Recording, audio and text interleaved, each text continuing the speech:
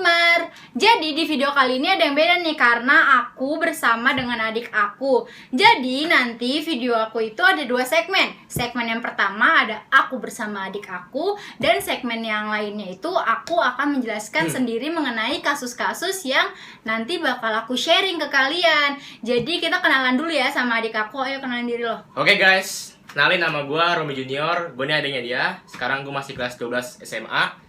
Dan gue di sini tuh buat ngebantu dia membahas kasus. Jadi semoga kalian suka ya. Nah, kalau misalnya kalian penasaran gimana nih duet aku Ya, bersama adik aku yang pertama ini, tonton terus ya.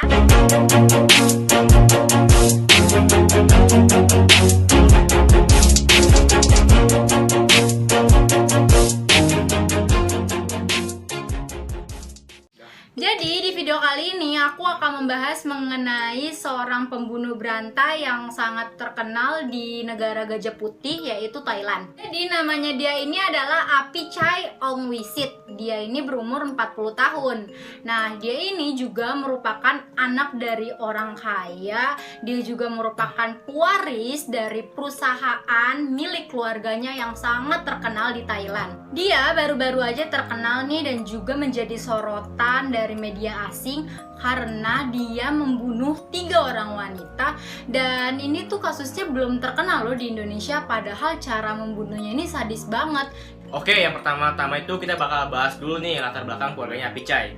Jadi si Apicai ini mempunyai ayah bernama Chaplancai Ongwisit. Nah, ayahnya ini mempunyai sebuah pasar yang cukup besar di daerah Thailand, yaitu daerah Bangkai, Thailand. Nah, pasar itu diberi nama Pasar Ongwisit. Jadi memang si Apicai ini tuh dari lahir udah kaya raya dan juga emang keluarganya itu udah kaya. Tetapi pada tahun 1983 pasar itu tuh harus ditutup oleh polisi karena ayahnya Apicai ini ditangkap oleh polisi setelah membunuh dan memutilasi seorang gadis berusia 15 tahun yang bernama Luang Prang Bunar. Setelah ditanyai oleh polisi dan juga diselidiki oleh polisi, diketahui bahwa ayahnya Apicai ini membunuh Luang Prang itu karena alasan yang menurut gue sih cukup sepele juga sih. Emang apaan tuh? Yaitu dia tuh ngebunuh karena si Luang Prang ini tuh merusak akuarium ikan kesayangannya itu. Nah, jadi kan ayahnya itu di penjara. Setelah dia menghabiskan waktu di penjara, akhirnya ayahnya dikeluarkan kan. Baru beberapa saat dia dikeluarkan itu, polisi tuh dengar suara tembakan itu. Nah, setelah polisi nyamperin, dia ngeliat bahwa ayahnya Apicai itu udah tewas.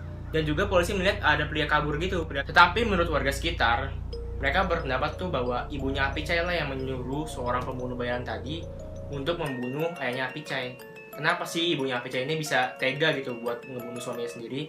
Hal itu diyakini oleh masyarakat karena setelah ayahnya Apicai ini ditangkap oleh polisi karena membunuh orang, otomatis kan keluarganya Apicai ini jadi kena dampaknya gitu dari masyarakat, dan juga mereka tuh dikucilkan gitu sama masyarakat. Oleh sebab itulah si istrinya itu jadi benci sama suaminya, dan akhirnya itu dia tuh mencoba untuk membunuh suaminya gitu. Namun hal itu belum pasti ya tadi karena polisi aja tuh belum tahu identitas pelakunya ini dan juga mengapa pelakunya ini membunuh ayahnya Apicai. Oleh sebab itu, ibunya Apicai ini kan jadi merasa tertekan dan juga makin merasa dikucilkan oleh masyarakat. Akhirnya dia tuh memutuskan untuk kabur ke luar negeri bersama saudaranya dan meninggalkan Apicai di Thailand.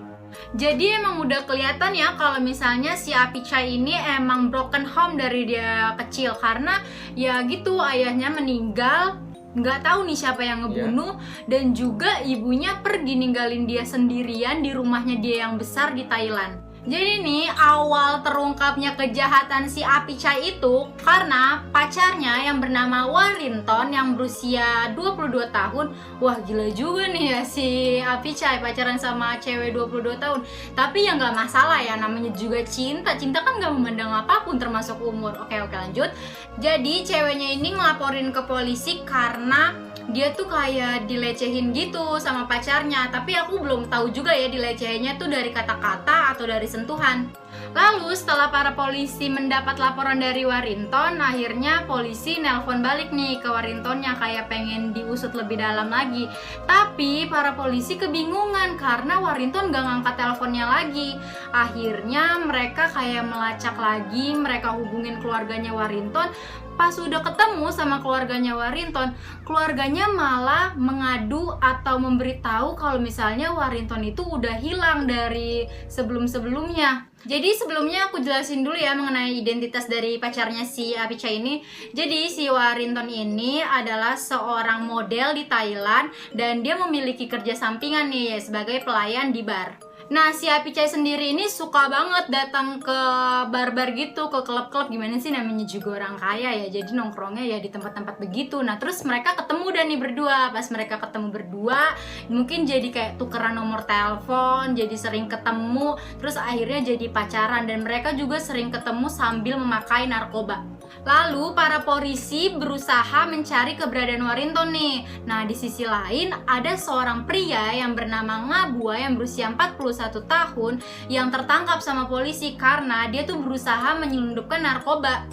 Tapi dia nih kayak bernegosiasi gitu loh. Dia kayak bilang ke polisi, gue tahu nih keberadaan Warinton yang kalian cari, tapi gue juga mau dong dapet timbal balik dari kalian. Kalian harus ngurangin hukuman gue biar gue kasih tahu si Warinton ada di mana. Tapi para polisi nggak langsung yakin dong sama dia karena dia juga kan orang jahat. Bisa aja dia kayak yang cuma ngomong doang. Akhirnya nih polisi coba interogasi lebih dalam lagi. Kenapa dia bisa tiba-tiba bawa-bawa nama Warinton dan nama pacarnya itu. Nah, setelah digali lebih dalam lagi, ternyata si Ngabua ini adalah teman satu selnya si Apichai. Pada saat itu, tepatnya tahun 2012, si Apicha ini masuk ke penjara karena dia ini menculik seorang gadis berusia 15 tahun. Habis itu sama dia diperkosa. Setelah masuk ke penjara nih, dia ketemu sama si Ngabua ini. Mereka satu sel, terus mereka akhirnya keluar dari kantor polisi itu. Terus si Apicha itu kayak ngomong ke si Ngabua, lu mau gak kerja sama gua? Lu yang jagain rumah gua. Mungkin kayak di Indonesia kayak jadi satpam pribadi di rumahnya, atau mungkin jadi ajudan ya, atau mungkin jadi bodyguard. Dan juga si Ngabua melanjutkan kepada polisi, dia tuh ngomong sama dia bekerja di rumahnya Apicha ini, dia melihat si Apicha ini membawa Warinton itu ke rumahnya pada bulan Juli 2019 untuk tinggal bersama di dalam rumahnya Apicha.